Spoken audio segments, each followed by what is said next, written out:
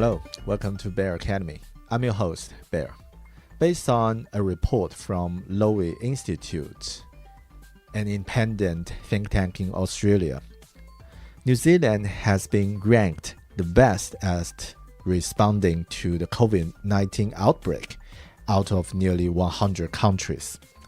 During the whole COVID fighting process, the NZ COVID Tracer app took a very important part. The app was formally launched on 20 May 2020. As of November 17th, 2020, there are 2,367,700 users registered on NZ COVID Tracer app, which was equate to 58.4% of New Zealanders aged 15 and over. So, in one sentence, more than half of the people in this country using the app to scan, record, and save lives on a day-to-day basis. The app was developed and delivered by RUSH, an Auckland-based digital agency, which only took 6 weeks from concept to launch. Recently, the latest version of the app allows people to enable Bluetooth tracing, which is a more effective way that can contact people who might have been exposed to COVID-19. As a designer, I think the opportunity of being involved of this project is once or twice in a lifetime. You can actually build something to help saving people's life. What are the stories behind the scene? Who are the people doing the design for the app? These are my questions. In this episode of Bear Academy, I have the pleasure of talking to Stephen Horner, Chief Design Officer at RUSH, and Chloe Fong, Lead Product Manager at RUSH. If you are keen to know more about the team behind the app, stay tuned. Let's hear what Chloe and Stephen said about their stories behind delivering and developing the COVID Tracer app. Where do I start? I was born in Hong Kong, moved to the UK when I was 17. I studied industrial design, so that is and decided after my last year and a year of working that I wanted to go into digital. So I started as a product manager, as junior. Not a great place to start because I had senior devs and senior designers all wanting different things, and then a client wanting different things, so that was quite hard. And luckily, because a lot of the stuff with industrial design blends into UX, things like affordances and understanding how things work, the head of UX there took me under her wing, and then I became a UXer. Came to New Zealand 2 years ago as a UXer, and I have transitioned into product management recently, like a year ago. Right, yeah. And that's quite an interesting career transition, like from industry design to UX and then to product management. So yeah, it feels like sounds to me it's an ideal transition, because that can give you the different experience for different perspective of the product. Yeah. So Stephen, how about you? Yeah, sure. Where to begin? I guess my first interest in design kind of started in high school. So had a really great teacher. She was sharing all this inspiring stuff like David Carson and interesting typography and things like that. So there's a point where I wasn't too sure whether I was going to get into architecture or graphics, but I ultimately decided to get into graphics. So yeah, the qualification I did, completed that down in Wellington, and then thought naively there'd be jobs designing, band posters and band album covers. Yeah. turns out that's not as big a market as I first thought. So, yeah, a series of fortunate occurrences essentially led me to doing digital design. I guess I really loved all the possibilities of that, the fact that you could have a dialogue with a person who would use this experience. Yeah. So, yeah, I guess I've been quite fortunate that career kind of figured out that was my love quite early on. And that's taken me from Wellington to a stint in Frankfurt. I was there for a year. And then working in the UK for 6.5 years. Right. And there really started to mature from someone who really loved the craft of it, creating like a beautiful thing for someone to experience, to thinking about who is the human that is going to use this, what are the jobs that they're trying to get done, and what are the pain points that they feel now. So getting a lot more, I guess, focused on the customer around that time. Yeah. And then I guess around, when it must have been 2017, my then wife and I had kind of reached the point where we'd decided that we'd love to come home. I was very excited to ensure that felt like a step forward rather than a step back. And then, through speaking with people and a close colleague and old friend, got talking to RUSH. And so I've been at RUSH for the past 3 years. And it's really been a journey to build a design team that is the equal of the technical talent that was here when I joined. I guess over the past 3 years we've done some pretty interesting and varied and often challenging things. Yeah, sounds definitely a step forward. yeah, definitely. It's been a lot of fun. Yeah. And here we now are. Right. And can I say that is that in the early stage of your career, it's more related to UI design? It's more like related to graphic and pixel perfection, but then just explore the possibilities and also like how the design can impact in a larger scope. Can I say it like that? Yeah, that's correct. I guess it was a journey of getting more mature in how I viewed it. It was very much at the start, I'm going to create a beautiful object, and sometimes you're almost doing that for your portfolio rather than for the person. And then over time, you kind of start to think about what is the impact that this work is having, getting more focused on the person and the goals of the client as well. Right. Yeah.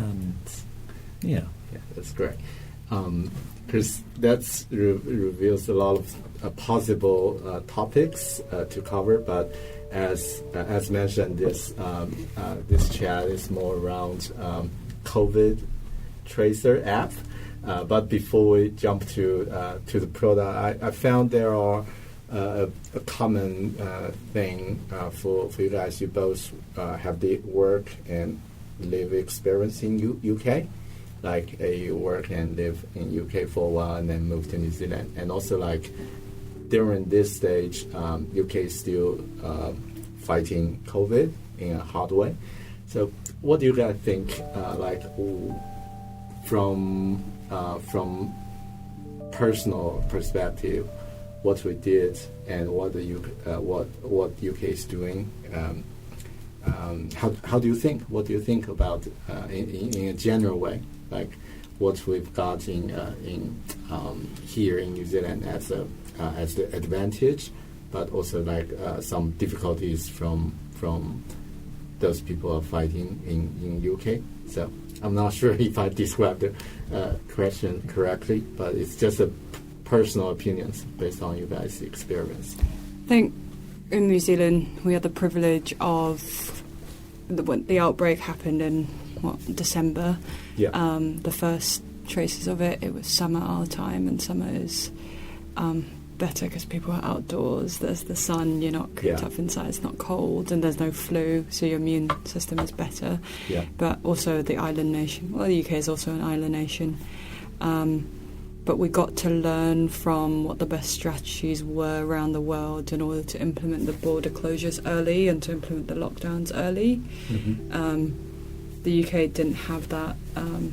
Still got a lot of family from the UK, and my wife's from the UK, so I think there wasn't that luxury in the UK. So that, I think there's I assume there's some sort of threshold of community outbreak in which you can't eliminate the virus anymore, and then you have to switch tack to a controlling the spread strategy. And I'd say we had the privilege of kind of hindsight in New Zealand, and we also had the privilege of getting it a bit later and nipping it in the bud early to do that. And in the UK, unfortunately, it's a slightly different situation, and I guess the lockdown measures were put in too late, and it had already spread. So, but yeah, that would be my take. There's also a larger population to reach out to control and to understand what people are doing, and even if you have the latest knowledge, it takes a while for that to filter down to a larger population. There are a lot of differences, and also it's really hard to control in a really complex environment such as UK with the border, all the things around Europe. What you got, Stephen, from your perspective? Yeah, if I think of the single biggest difference in terms of the way that people responded to the pandemic, if we leave aside our obvious geographic advantages, it's a lot easier to make our border not porous. I think it was down to the consistency of comms. So the communications here felt very clear, and they were pretty consistent the whole way through. If you recall, it feels like a very long time ago now, but when the UK started, there was originally an intention to go for a herd immunity approach. And then they had to pivot from that when they had more data as to what was happening. But unfortunately, once you've conveyed one thing to people, it's sometimes hard to turn that ship. You have to recall you're trying to influence a large country of people. And I've kind of been stunned and impressed by the degree of compliance here in general. And it's really subtle to understand what that is. Whether I think that the communication was definitely part of it, the clarity there, conveying why it was important for people to do certain things. And is there a cultural difference there? I'm not sure. Is there a higher trust in the institution? Chloe, you might be able to describe that a little more. I didn't really interact too much with UK politics when I was there. I think it also was... there was quite a few things going on in the UK. There was Brexit happening. A new PM was recently... Boris was recently appointed. And there was... so politically it wasn't... There were there's loads of different departments and parties involved. Right. And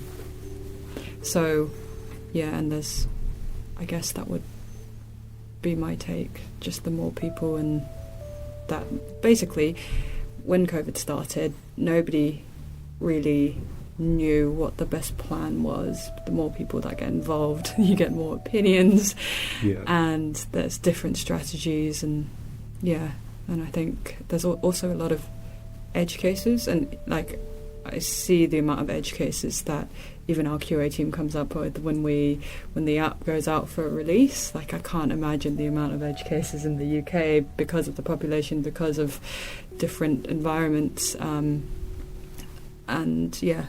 so just thinking of all the different scenarios, of all the different interpretations of how you could interpret like a policy or a law or something a politician has said, just times it by the population there, you get loads of different interpretations and loads of different implementations at even different local levels. Different towns might have different thoughts. And I think another key thing is the population density in the UK and urban areas is quite a lot higher. Like if 1 in 5,000 people have, or 1 in 500 people have coronavirus, and you live in central London, you're probably going to come across 500 people in like a 4-hour window, whereas in New Zealand it would be quite hard to do so.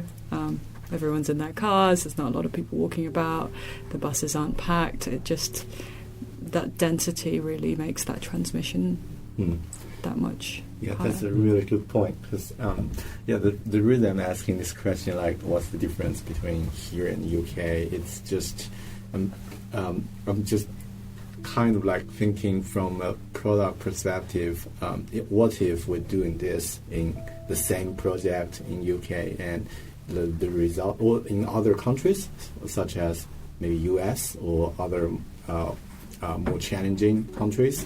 So what will be the results? And it depends on the cultural difference and like population density. Something that we might not able to change, but something could be like if we can think about that and carefully designed for that perspective, maybe it can give a different result. So like currently, I think one thing really surprised me is that how here everyone has the trust for the government, for the government and for the experts. Like when Springfield, when the professionals talked about how we can cope with COVID, or when we see a poster like what's the instruction on that, people will do the right things. But in some other countries, or sometimes maybe it's got slightly different. But that's one of my points. And the other thing, I think what is quite like Stephen mentioned, that people probably is the how we like the consistency of the comms, and also like something related to people. One thing I'm thinking from design perspective is that maybe the user's behavior, or if we use a UX terminology, like the user personas are different from those countries.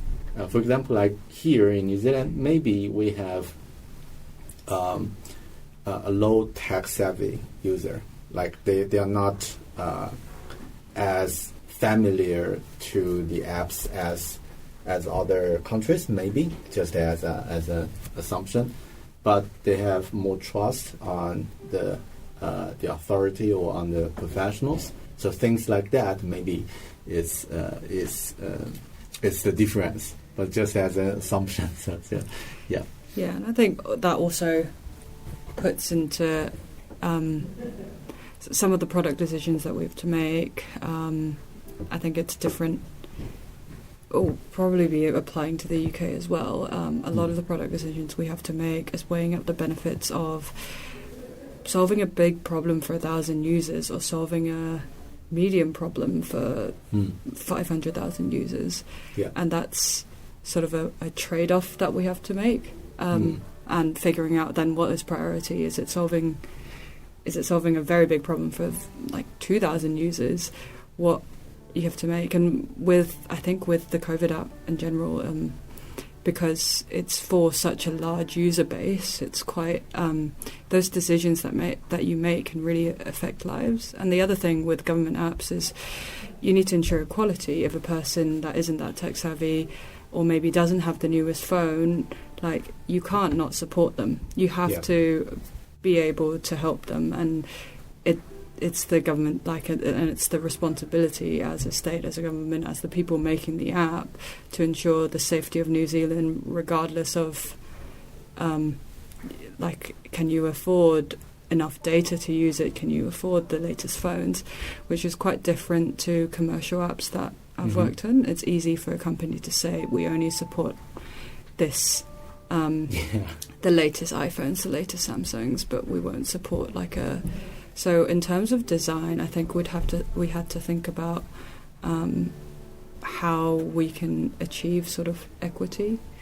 With Bluetooth exposure, there are rules set by Apple and Google to say what devices they support, which that we're not in control of, but we know that everyone should be able to scan a poster if you have a camera on your phone, essentially. And that we support a large amount of devices for that. So that's some of the kind of considerations coming into the project I didn't really think about, because my background is mainly working with corporations, and that's quite a hard challenge that we have lots of debates about. Do we prioritize this epic or that epic, or how does that happen? So I would say that's a unique challenge to the COVID response apps, particularly given the time pressure around them, right? Because to achieve that support, to have all those different platforms and pieces of hardware work on it, that's a trade-off too. So that was definitely challenging.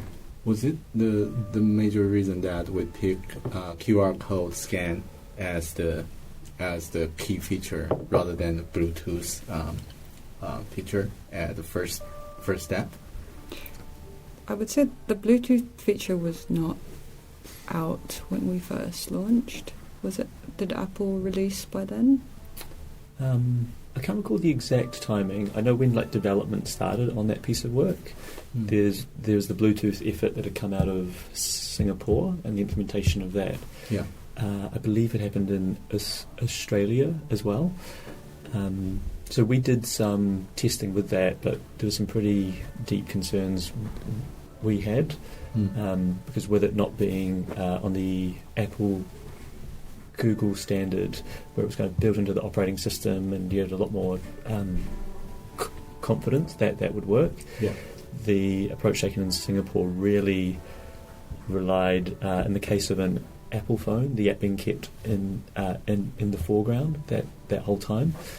And from our experience with Bluetooth protocols in the past, it can be a pretty challenging piece of tech to work with. So at that stage, it was really of the strategies that were taking place to build Bluetooth without that Google Apple framework, didn't really feel like a viable option. And Stephen, do you remember the early discussions around the app?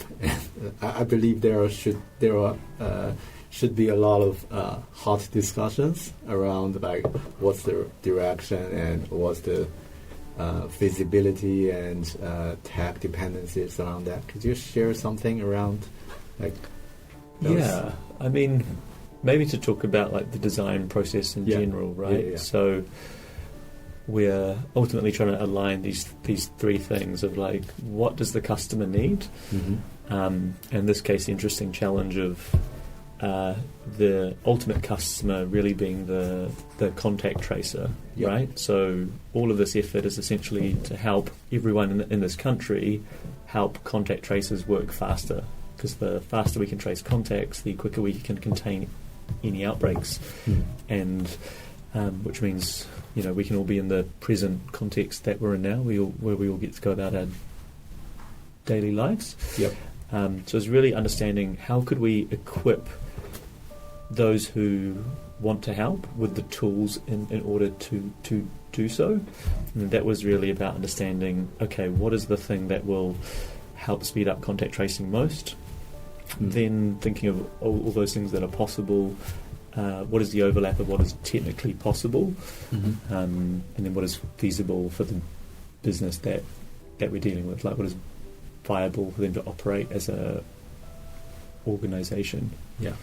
So can I see it's like at first you define the how might we questions around solving the contact tracer as the priority for like the key question for the users, and then work on different ways too. Yeah, so now that you've jogged my memory a bit, yeah, thinking back, we got to like quite a clear point of view where the R value was 2.5, right? So if you think that was the rate at which COVID was starting to spread here, so it was basically for every one case that caught it, 2.5 people. I think it was something like that. So we were quite clear. Okay, the goal of all of this effort is to get the R below 1, because at that point the outbreak will start to die out. So with that, we started to think about what are the key strategies that the contact tracing teams will be working with and the public health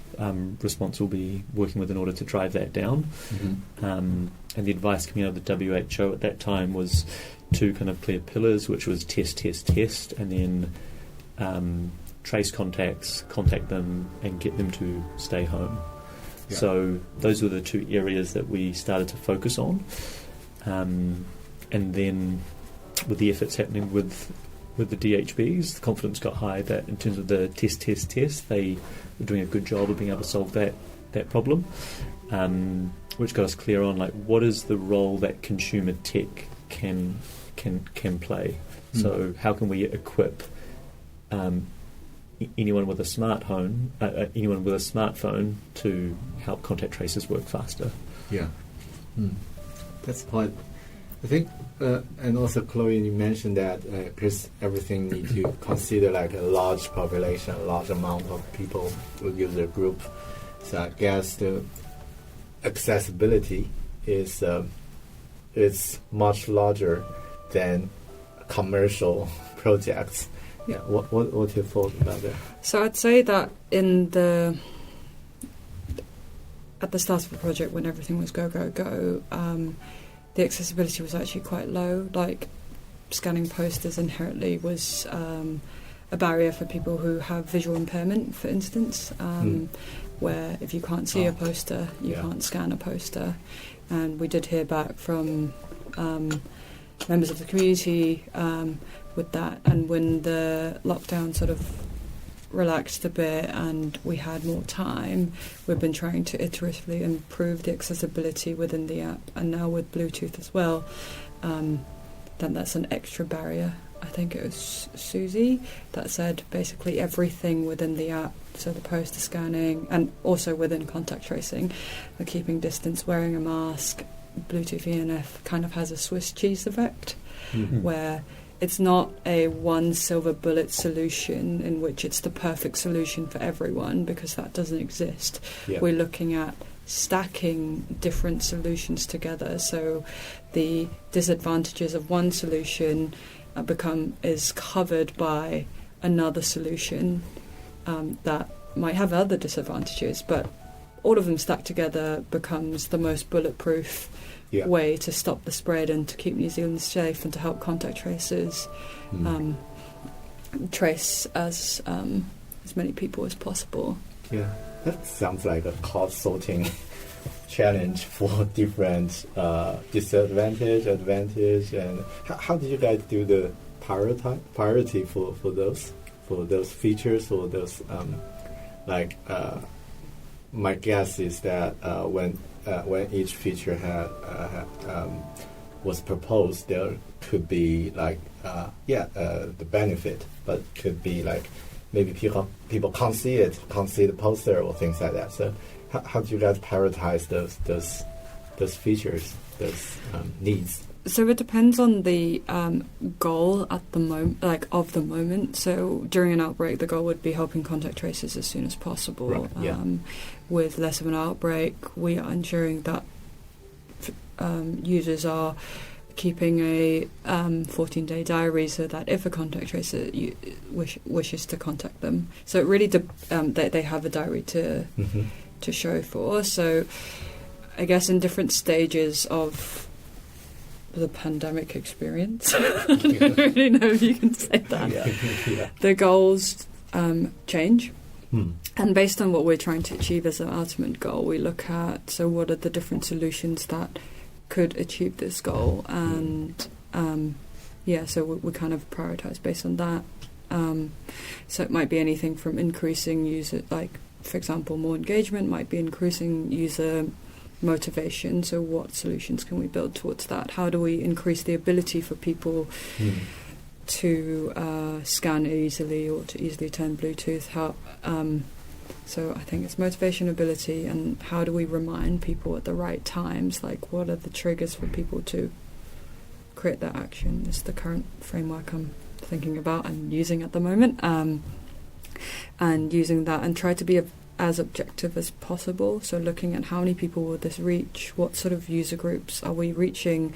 People who already scan a bit, but we want them to scan more. Are we reaching people who have completely abandoned the app because there's no community outbreak? Are we trying to incentivize them to then open the app again and use it? So we kind of look at the goal and we look at which sort of segments and target groups that we want to go for, and we go down that avenue of prioritization. And also how much effort it would take. So cost is one of the things that we need to think about, like how long will it take to build this feature? Is it then good value for money if we believe and we're quite confident that will reach a lot of people and have a high impact? Then maybe we can put a lot of effort into this. Or if we're not that confident or it doesn't reach that many people or the impact's low, then we can only afford to put a little bit of time and a little bit of the team's time into it. So that's sort of like, it's a bit like juggling. It's not as straightforward as like, let's put together an equation. There's a lot of back and forth, and also there's a lot of opinions. So it's about how to listen to every opinion, listen to the advantages, disadvantages, and have an open discussion about actually what is the best strategy forward. And that was definitely done in partnership with the client team, like understanding from the MOH team, like the feedback coming back from contact tracers, what the pain points that they were trying to solve for. That really drove quite a lot of the product roadmap to understand, if the goal is to help them do their job faster, what is the most helpful thing that we can do next? So that kind of get us to that quite simple comm structure, right, where it's about going, in order to contact people, it's helpful to have their contact info. So that was a big drive at the early stages. Then the ability to understand where people have been and who they've seen. So the combination of QR code posters and the Bluetooth protocol kind of helps speed up both of those things. So anything that gives contact tracers time back during an outbreak context, that was a question that was like repeatedly asked in order to go, what is the most valuable thing we should do next? That sounds like you guys have a crystal clear goal for across the team, so everyone can understand like what's the goal for this stage.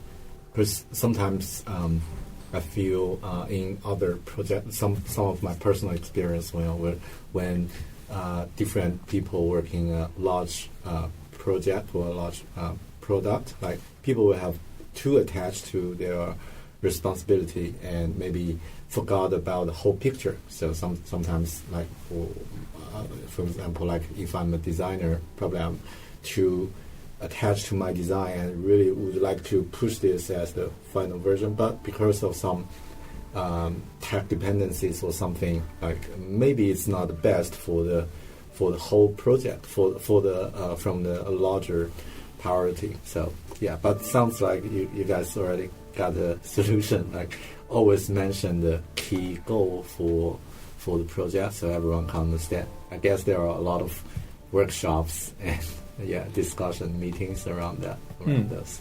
And I think it's the alignment strong on the goal, right? Yeah. But the debate is probably in all the different ways in terms of how, right? So yes, we want to help contact tracers go faster, which is the most appropriate thing to do next in order to help them do so. So be able to drive that I guess, the ambiguity down to really understand which of these things will help. That's often where the work is. Right. Yeah. I think alignment is key, and open conversation is quite key to talk openly. And it's not easy to have a crystal clear goal, and sometimes we don't have a crystal clear goal. It's taken a lot of work, it's taken a lot of conversations, a lot of coaching, a lot of just wrapping your head around the processes on Ministry of Health, and because and then actually coming to an alignment and then speaking so everyone on the team will know the sort of goal that we're trying to achieve internally. I would do a shout out to our Ministry of Health project team because they do a lot of aligning their side as well.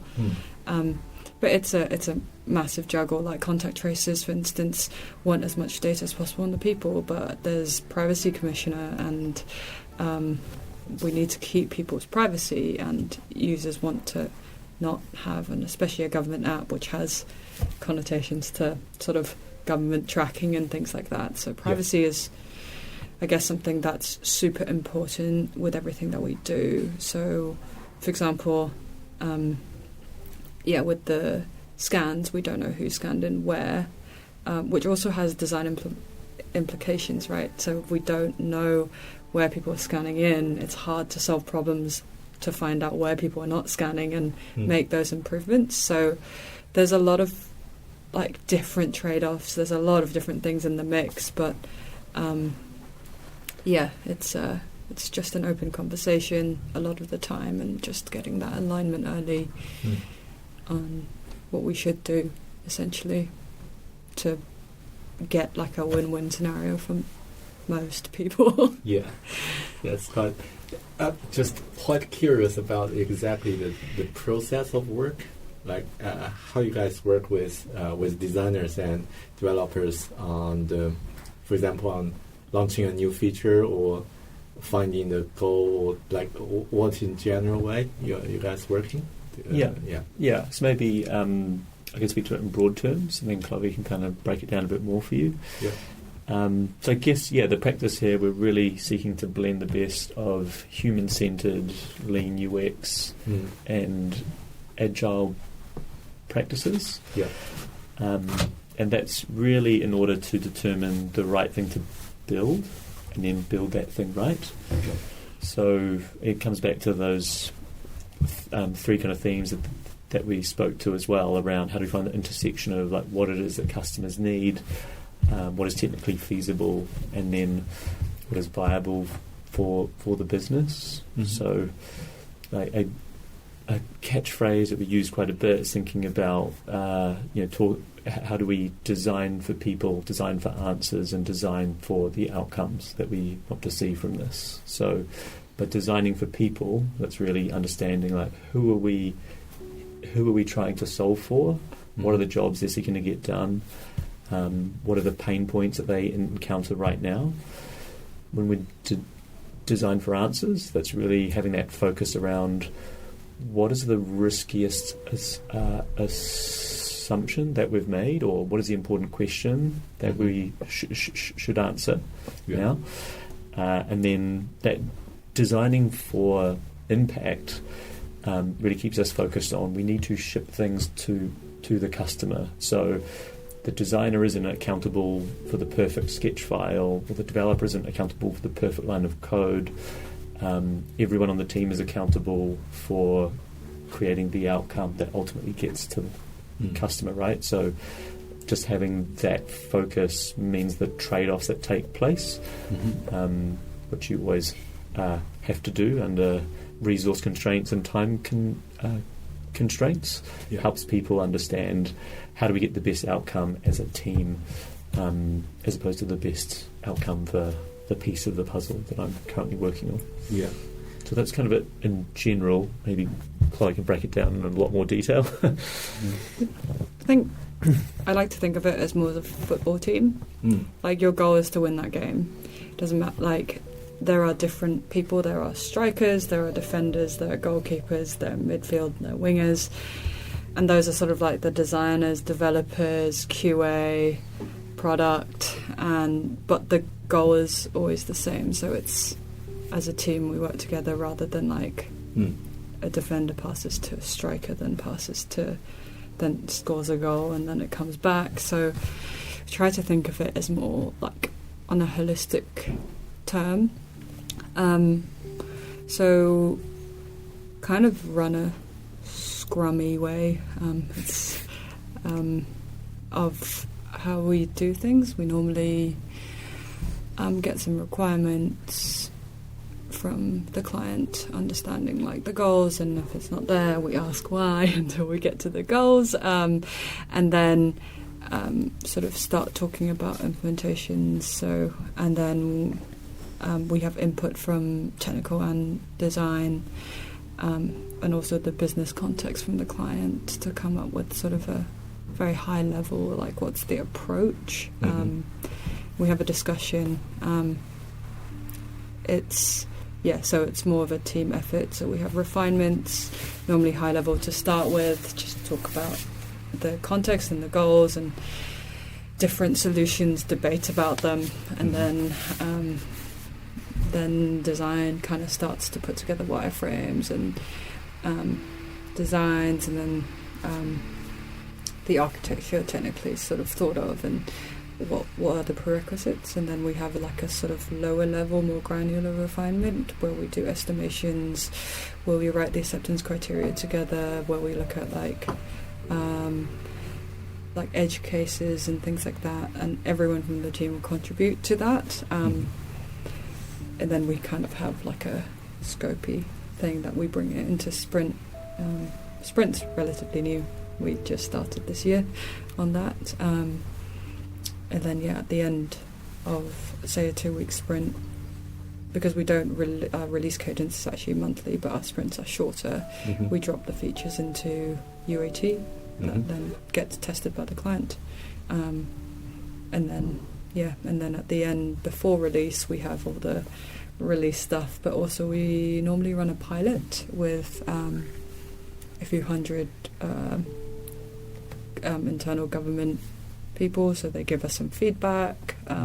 We look at if there's anything really big that we need to solve, and then once it's out there, we then have support team that feedback into us as these things are not working. Can we either do a hot fix, or can we incorporate it into the next release? So aim for getting it done and getting early feedback rather than getting it perfect and then pushing it out. So we are continuously improving on things that we built at the start, as well as building in new features. Yeah, that sounds like a great combination of agile and design thinking, like identify the question, the problem in the early stage, some back and forth discussions, and then keep working on specific design and coding, things like that, and then test it with your pilot, and also do the UAT, so user acceptance testing for the audience. So I think that's really really interesting to know that, and especially for the question I asked, this one quite interesting about like in the early stage of the app. I read the case study on RUSH about on RUSH website about the app. Is that it was launched around May 20, so and roughly take around 6 weeks for the design, development, and deliver. So how could you guys do such an app in 6 weeks? Like typically just 3 sprints, right? If we're using Agile to measure the process. So what's the story behind it, like, Stephen? Yeah. So, I guess to take a direct quote, I guess we also decided to go hard and go early. So, to rewind back a bit, like based on the news we started to hear from overseas, and in our networks. We started doing our homework in this space in late February, early March kind of time. So we kind of started to get an inkling that something was happening. And so, okay, this is a trend. This seems like it. And if you recall that first period, it kind of didn't quite seem real. Like it had this abstract quality to it, where that's happening overseas, but it isn't going to come here. So we had a couple of brainstorms, and it was almost hard to think it was possible. Right? We were going like, this is a speculative brainstorm. But out of that, we identified several opportunities where we felt consumer tech could play a role. So we've even done some early prototyping around those things, and these were thinking very broadly, right? Like what might be the needs of business, what might be the needs of public health. There was all like, how would you potentially use telehealth to treat patients from home? We'd gone like very broad, just thinking about what all the possibilities were within this space. So that meant when we were ultimately engaged by the MOH, we had a good degree of understanding of that problem space. So the homework had been done to kind of get going very quickly. And then once in that execution stage, the emphasis on prioritization, ruthlessly de-scoping, like what is the smallest thing we can do to achieve this story and still get that job done. Having like constant comms back and forth, so we were in daily stand-ups. I guess the design was happening in a highly iterative way, so you'd very quickly move from sketches typically in someone's spare room at home or in their bedroom or in wherever they were, because you have to recall we were all at home at this point, and then that would very quickly move into Figma. So Figma was like sketch. So we kind of as a studio had started the migration to Figma. We supported both stacks at that time, but kind of the right tool for the right time, like in terms of the productivity gains and the ability for the team to all be within the same workspace to see the current status of any work in progress. That was super powerful. So that would typically be like the first pace that flows would come in, and then everyone could get in there, add their feedback from, so there was a stakeholder feedback coming in, there was the technical team thinking about the edge cases and thinking of maybe a constraint that we hadn't properly solved for. So I think it was just getting those feedback loops really tight, making sure the work was always exposed to the full team. And I guess on the human level, like the whole team, being both, the team we have here at RUSH and the team at the MOH, being absolutely driven to get the job done. Like it was whatever it takes. So in a typical, maybe like a peacetime context, right? It might have been like a 3-sprint kind of time scale. People did significantly more than that over that time. And like sacrificed quite a lot personally, and we should really thank all their families and their partners for making that possible. Like they're all juggling disrupted schedules, and there's kids in the background, and there's kids on laps, and all of that was kind of happening. Hopefully that gives you a little bit of a sense of it. I can totally imagine like how hard it is, especially during the lockdown. Everyone need to work from home. But as you mentioned, that Figma probably a game changer for the collaboration of designers and developers, and this could be a good topic to go deeper if we have time, like in later stage. Because I personally feel like Figma is one of the greatest tool that we're using in the digital industry.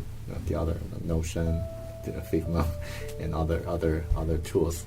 But also like you mentioned that during the lockdown, probably everyone worked remotely during that stage.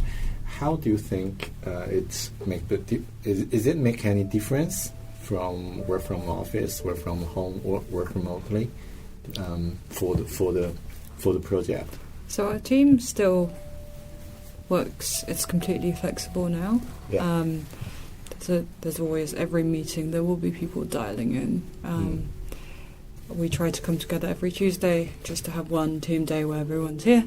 But I think it's a sort of like privilege to be in the industry. Like this industry is the industry that can go remote like that, and there's precedent for it. There are a lot of companies that work full remote, or like we just really need a laptop essentially and a chair, and you can do some work. It's so compared to other industries like hospitality, it's very easy, but there are some like challenges where we have to keep the schedule and meetings and have make sure that like it's not that people have time to like breathe and stuff, and to make sure the agendas are right, prepping everything before a meeting, and punctuality. I feel like I'm not a punctual person. After lockdown, I became super punctual. Just because waiting on a call for people just to join is, you just feel like you're wasting your life. Well, I think we were quite fortunate that our tooling stack was 100% cloud at that point as well. So, and we had I don't know if we had a formalised working from home policy at that point. But we did have people who would work from home and dial in prior, but we were largely, we're probably 90% here prior to COVID. So, all of our, we had the project board being exposed in Jira.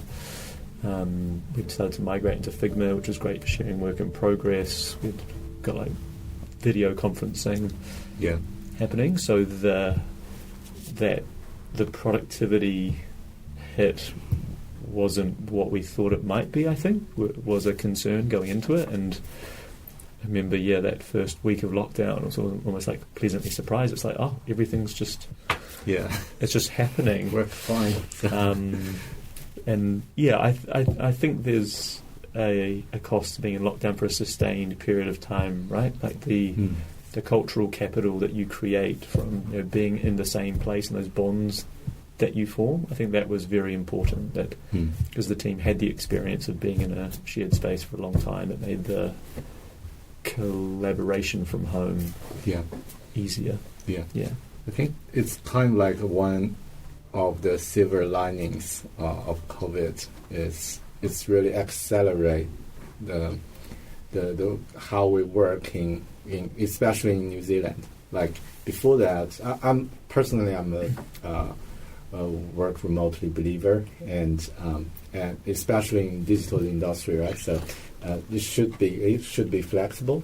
But before that, not every employers believe that people can work from home or work remotely. But now it's like a common practice for especially in digital industry. Like most of the companies get used to it and find some, and also we have the right tools. Maybe we're still waiting for the best tools for remote workers, because before that I had a discussion with Jeff Goldfield, the author of Lean UX, and he also mentioned that we have some good tools at this stage for collaboration, like Miro, Jira, Figma, or other tools, Slack, but maybe still waiting for something that can really make the experience of work remotely as the same as in person. It could be a great deal opportunity for some product companies, but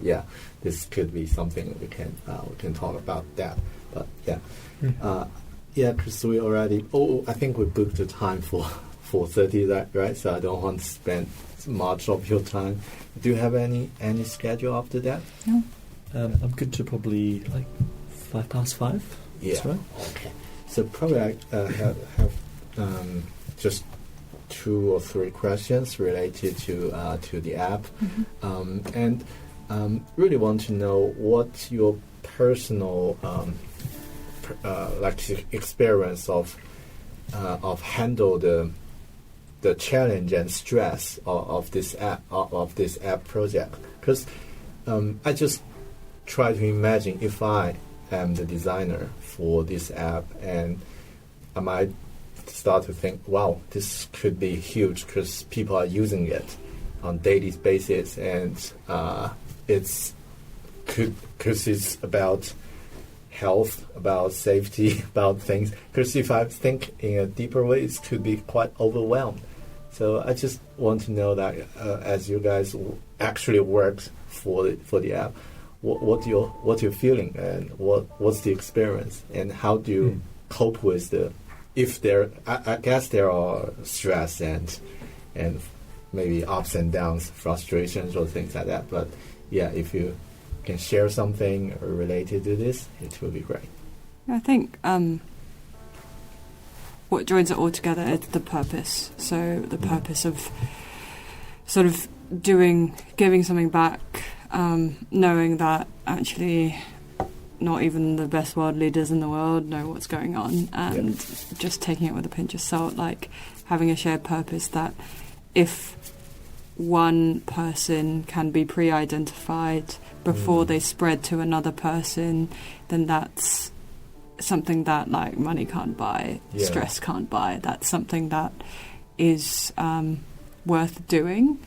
And I feel like if you have a strong purpose, the tolerance for pain suddenly increases by a lot. So for example, like working long hours, or previously I was on the COVID stuff for the UK, like working reverse hours, just knowing that actually the world is in chaos and we're trying our best, and it's been reflected within our internal team, but also within the client's team. We're all kind of in it together, get stuck in, get something out there to the best of your knowledge, give it a go, and ultimately that kind of helps keep you going, like you're doing something. And it's a rare opportunity and a privilege to be able to do that. You can work for like 30, 40, 50 years in an industry and never be able to touch something that can save a life or help prevent someone. So that's sort of my personal way of putting it. How about you, Stephen? I was just thinking like right back to the very start when Pav stood in a room. So Pav's our CEO, and he kind of spoke about this as we've got the opportunity to save our grandmas.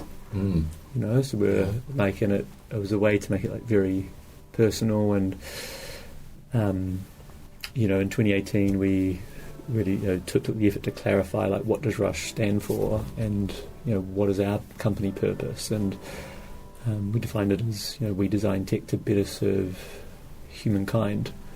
So when the pandemic came along, it felt like we have to play a role here. If that's the thing that we believe to be true, we have to find a way to help in this situation. So I think you're right. Like the psychological pressure felt very high. It would be a big impact on a lot of people. You've got these thoughts going through your mind of, like what does it mean for society? What does it mean for your family? What does it mean for your children? So in terms of like the day-to-day experience, I'd say it would be like a roller coaster of feeling, right? Like you go from being incredibly humbled to excited to anxious. It was like this whole spectrum of feeling. But I think the theme that I kind of saw run through everyone was this sense of determination. There was this. There was a resolve to go. It's too important a problem for us not to give this absolutely everything that we have. I've actually got a nice quote here from one of the designers on the team. So if you like, I can share that. Yeah, that's really good. So the question you phrased was, how did it feel to design a product that can actually save people's lives? And Marina wrote, looking back, it made me appreciate just how fortunate I am. I'm fortunate for being able to help New Zealand and be able to deliver my best and feel confident I did a good job. It is the best feedback I could ask for, and it is incredibly rewarding. It was also incredibly challenging and incredibly stressful. After all, you want to do your absolute best when you know it could deeply impact such a large amount of people. Fortunately, apps aren't designed in isolation, which is pun intended there, but in a team. And she goes on to say, I was fortunate to be working alongside some of the smartest, most driven and experienced people I've ever met. Without them and their support, it would have been impossible. Having them enabled me to deliver my best. It means when I see people using the NZ COVID Tracer app, I feel very proud and humbled by all of our efforts, which I thought summed it up pretty well for everyone on the team, I think. Yeah, that's really, personally as a designer, quite envy the opportunity to have the opportunity of working in this mission, being able to actually save someone's life, or like even just one, if there's one case was changed by the app, it's totally worth it, and it feels like the story you're proud to share with your family, with your grandson, in the future. So it's because compared to other commercial projects, it's all about selling, all about revenue, or things like that. So it's not. It's still quite good, but it's not as humble or exciting as this one. So I think you guys did a great job on this, and personally I feel people get used to scanning the poster, and also quite already have the habits of using the app. So which is I think what we did much better here in New Zealand. I don't want to ask more questions, because I feel that you already prepared some answers. So Stephen and Chloe, do you have anything you want to talk or discuss rather than me asking questions, or anything from you guys? I think one of the questions that my friends ask me the most, which might be useful for the listeners, is like, how does Bluetooth work, and how do location posters work? Like, what actually happens when I scan a poster? Yeah. Because for the majority of people, hopefully you won't get an alert, and you won't actually see the hours and hours of design and development that we've done on the other side of the fence. So essentially how it works is, when you scan a poster, it gets recorded onto your phone, the same way you're like writing into a book. And you have that diary in there that everyone can see. If there is an outbreak in a location, the National Contact Tracing System and the contact tracers, if there's a case, they then telephone the person and they write down where they've gone. So it's a manual contact tracing process with the case. And the locations they've been to get sent out as like a broadcast, because the system behind has no idea who scanned where, because the only place where you've scanned is stored is on your phone. So it works a bit like a radio. So you broadcast like, do you have this? There is this location, and without getting too technical, you say these are locations and these are the times that they were. So your phone sort of matches it and figures out, do I have this on my records? And if you do, then a notification will come through to tell you that you've been alerted. Bluetooth is slightly different. Bluetooth is more anonymized, so actually contact tracers don't know when you've received a Bluetooth alert. Bluetooth is sort of automatic, and I guess the analogy I would describe this to, I guess my mum, would be like shaking hands. So Bluetooth has the ability to understand like what other Bluetooth devices are around you, which is why it's important to switch it on. Let's say my phone is sort of kind of shaking hands with your phone at the moment. The Bluetooth signal calculates sort of how far you are and how long you were shaking hands with that person.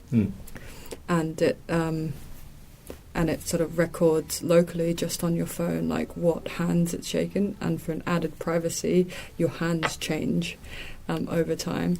So if I become ill, I then upload onto the servers without the contact tracers even knowing all of my hands in the past 14 days, or all of my hands 14 days from symptom onset date. And the same sort of matching process happens. It gets broadcasted out, and every phone then says, have I shaken this hand? Have I shaken this hand?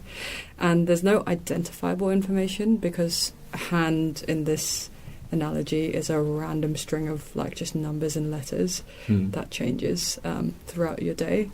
So kind of that's the sort of behind the scenes how it works.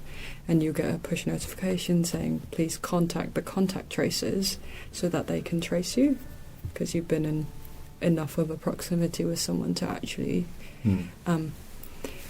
be at risk of getting it. Yeah, that's a perfect example, and I think you did a great job on follow the Richard Feynman's principle of explaining something that's quite complex to your grandma or to your grandson. Yeah, and everyone who's listening, please turn on the Bluetooth. So that's the takeaway. And Stephen, do you have anything like you really want to share? Something related to the project or design, anything?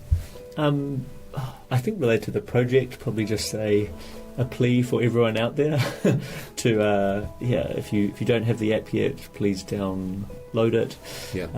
Hopefully from the conversation here it's helped to shed some light on how it helps contact tracers work faster, and ultimately help us all stay out of lockdown.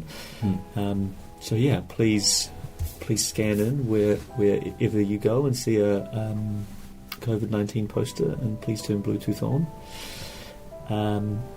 And yeah, always very keen to hear feedback.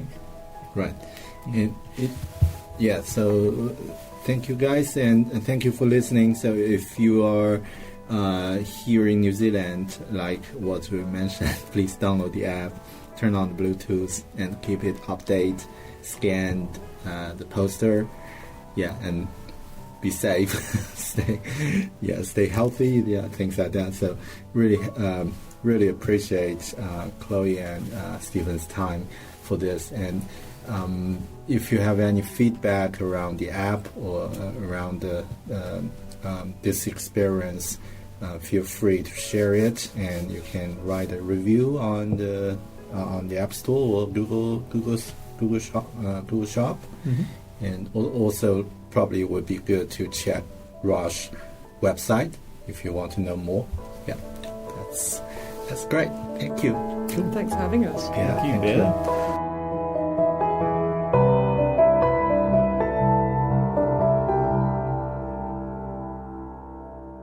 To wrap up this episode, I would like to share a quote from Dr. Ashley Bloomfield, Director General of Health. He said, "By signing up to this app, you are helping to keep yourself and family safer and supporting New Zealand to stop the spread of COVID-19. This will ensure we can all return to do the things we enjoy as soon as possible."